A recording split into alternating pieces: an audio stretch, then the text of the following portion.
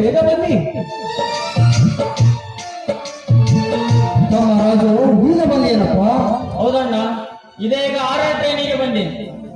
ನಿನ್ನ ನೌಕರಿಯ ವಿಷಯ ಏನಾಯ್ತಪ್ಪ? ಅಣ್ಣ, ನಮ್ಮ ಕುಲದೇವರಾದ ಶಿರಹಟ್ಟಿಯ ಪರಮ ಜಗದ್ಗುರು ಫಕೀರ ಸಿದ್ದರಾಮ ಮಹಾಸ್ವಾಮಿಗಳ ಕೃಪಾಶೀರ್ವಾದದಿಂದ ಇಂದು ನಾನು ಇಂಟರ್ವ್ಯೂನಲ್ಲಿ ಪಾಸ್ ಆಗಿದ್ದೇನೆ. ಆದರೆ ಅತ್ತಿಗೆ 1,000 ರೂಪಾಯಿ ಕಡಿಮೆಯಾಗಿದೆ. 1,000 ರೂಪಾಯಿ ನಾವು ಕೊಡದೆ ಹೋದರೆ ನಾವು ಕೊಟ್ಟ 1,00,000 ಡೊನೇಷನ್ ಸಹ ಕೊಡುವುದಿಲ್ಲ, ನಿನಗೆ ನೌಕರಿಯನ್ನು ಸಹ ಕೊಡುವುದಿಲ್ಲವೆಂದು ಮೇಲಿನ ಅಧಿಕಾರಿಗಳು ಹೇಳಿ ಕಳಿಸಿದ್ದಾರಮ್ಮ.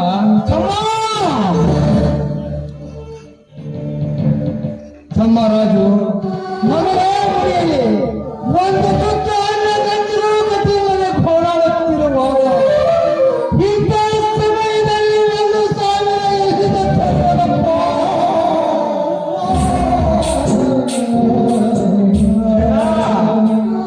ಅಳಬೇಡಣ್ಣ, ಅಳಬೇಡ.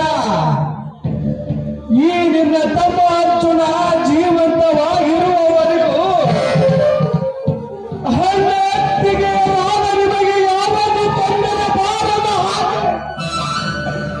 ನೋಡಿಕೊಳ್ಳುತ್ತೇನೆ, ನೋಡಿಕೊಳ್ಳುತ್ತೇನೆ. ಇದು ಸತ್ಯ, ಸತ್ಯ. ಅರ್ಜುನ, ಹಿಂದೆ ಇಂದಿನ ಸಲುವಾಗಿ 1,00,000 ರೂಪಾಯಿ ಸಾಲವನ್ನು ಮಾಡಿದರು. 2 ಎಕರೆ ಜಮೀನನ್ನು ಸಹ ಆ ಶ್ರೀಮಂತ ಪ್ರತಾಪನಿಗೆ ಬಡ್ಡಿಯಲ್ಲಿ ಹಾಕಿದ್ದೇವೆ. ಅದು ಅಲ್ಲದೆ ಮೇಲಾಗಿಯೂ ರೈತರ ಬಲಗೈಗಳಾಗಿರುವ 2 ಎತ್ತುಗಳನ್ನು ಸಹ ಮಾರಿದ್ದೇವಪ್ಪ, 2 ಎತ್ತುಗಳನ್ನು ಸಹ ಮಾರಿದ್ದೇವೆ.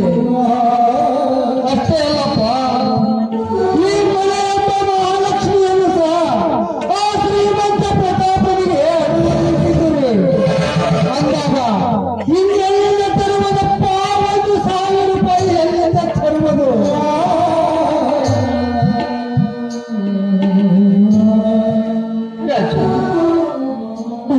ಬೇಕಾದ್ರೆ ಸ್ವಲ್ಪ ಕಾಲಾವಕಾಶ ಇದೆಯೇನು? ಕಾಲಾವಕಾಶ ಇಲ್ಲ ಅತ್ತಿಗೆ. ಈಗಲೇ 10ರ ಟ್ರೈನಿಗೆ ಹೋಗಬೇಕು. ನಾಳೆ ಸರಿಯಾಗಿ ಬೆಳಿಗ್ಗೆ 4 ಗಂಟೆಗೆ ಆಫೀಸ್ಗೆ ಹಣ ಕಟ್ಟಲಿದ್ದಾರೆ. ನಮ್ಮ ಪ್ರಯತ್ನ ವಿಫಲವಾಗುವುದರಲ್ಲಿ ಸಂದೇಹವಿಲ್ಲ ಅತ್ತಿಗೆ, ಸಂದೇಹವಿಲ್ಲ.